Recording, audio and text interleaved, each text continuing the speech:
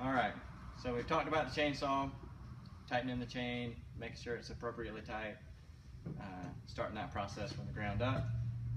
Before we go into changing the blade on the K12, let's talk about startup procedures on the weeklies on these saws.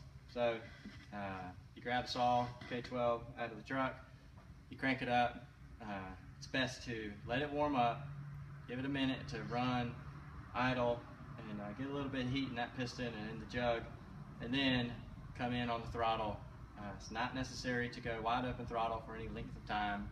If it achieves full RPM, then you should be satisfied. That's how this is meant to work. The K12 blade. So you're on scene and the blade's messed up. Maybe the saw somehow got a bent blade, or a different style blade is necessary, and you've been tasked with changing the blade out.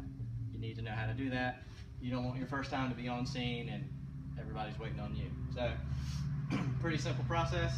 Get your saw wrench, break this loose. You can use your hand on the saw to hold it still on the blade. Once you get it broken loose, spin it off pretty quickly.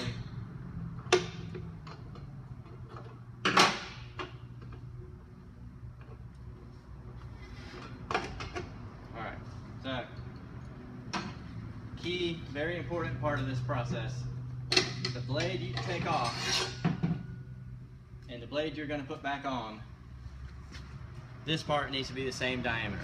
So if this is a different diameter because the collar fell out or because it was designed for a different saw, it will not work. It's not compatible.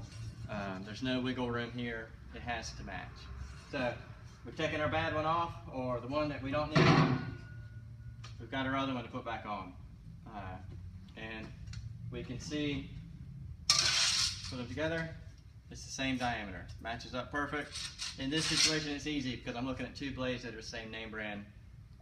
It would be easy just to assume, but rather than doing that, I'm just going to match them up together, and you can see they're the same diameter. So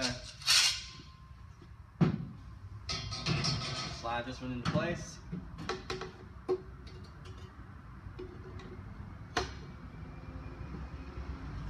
Now this thing's keyed, has little notches that fit right in.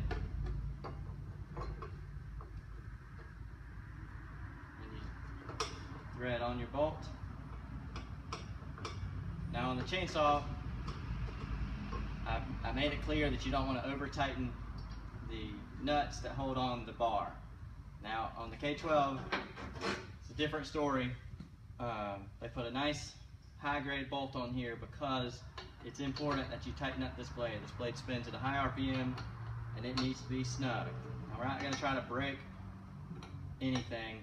And these tools are made kind of weak, so if you over torque, instead of breaking the saw, it's going to bend the tool. That's kind of a safety feature they built into it.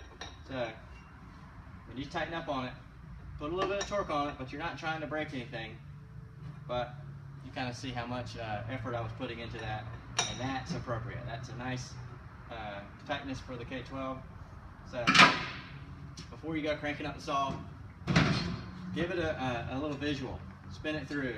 If you see some wobble, or when it's spinning, the edge doesn't need to be moving like that. If it is, that means something's not working right, and when you spin up to full throttle, it's gonna be out of balance, and it's gonna be an unruly tool that's not usable. So before you go delivering it to somebody to take up on a roof and embarrass themselves, spin it, make sure everything looks like it's supposed to.